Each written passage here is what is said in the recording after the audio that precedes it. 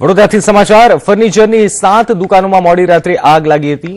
New VIP રોડના ખોડિયાર નગરની આ ઘટના છે। ફાયરની 4 ટીમ દ્વારા આગ પર કાબુ મેળવવાના પ્રયાસ કરવામાં આવ્યા હતા। ચાઇનીઝ તુક્કલ પડવાથી આગ લાગ્યાનું સ્થાનિકોનું અનુમાન છે।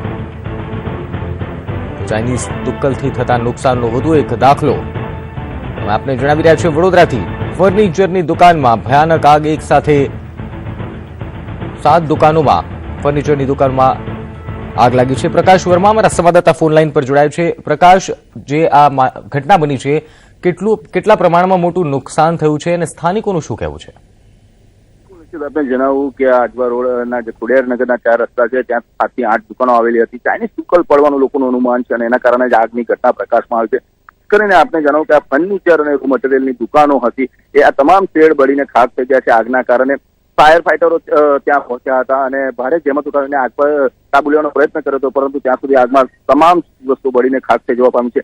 નિશ્ચિત ઓછામાં ઓછા 25 જેટલા રાઉન્ડ ફાયર ફાઈટરોએ લગાવ્યા છે અને પાણીનો પંપ મારો ચલાવીને આગ પર કાબુ મેળવવાનો પ્રયત્ન કર્યો હતો, તેમાં નિષ્ફળતા મળી છે।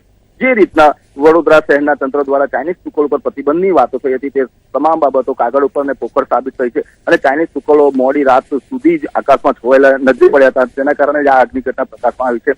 લાખો રૂપિયાનું નુકસાન થવાનો અંદાજ છે। નિશ્ચિત।